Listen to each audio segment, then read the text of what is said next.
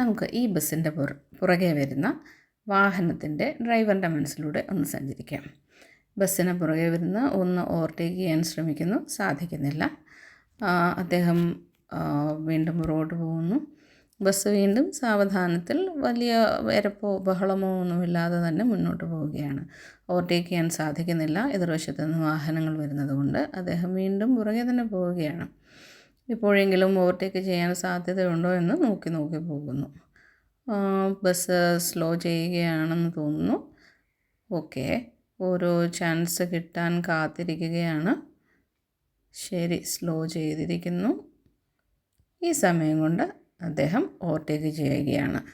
ആ റോഡിൻ്റെ മുൻവശത്തേക്കൊന്ന് നോക്കൂ. മുമ്പിൽ എത്രയോ ദൂരം ഒരു വാഹനം പോലുമില്ലാതെയാണ് ഈ ബസ്സുകാരൻ വണ്ടി ഓടിച്ചത്. അദ്ദേഹത്തിന് തിരക്ക് കാണുകയില്ല. പക്ഷേ മുന്നിൽ ഒരു വാഹനവുമില്ലാത്ത അവസ്ഥയിൽ എന്തുകൊണ്ട് അദ്ദേഹം മറ്റു വാഹനങ്ങളെ കയറ്റിവിടാൻ ശ്രമിച്ചില്ല? ഇത് ഒരു മാന്യമായ ഒരു രീതിയല്ല. പതുക്കെ സാവധാനം പോകേണ്ടവർക്ക് തീർച്ചയായിട്ടും സാവധാനം പോകാം.